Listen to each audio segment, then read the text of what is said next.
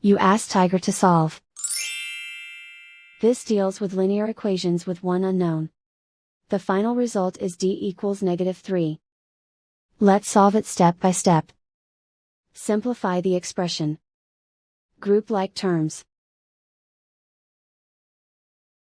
Simplify the arithmetic. Group all constants on the right side of the equation. Add 21 to both sides. Simplify the arithmetic.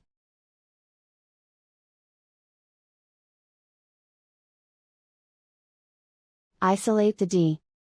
Divide both sides by -7. Cancel out the negatives.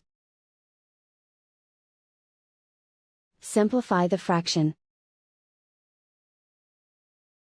Move the negative sign from the denominator to the numerator.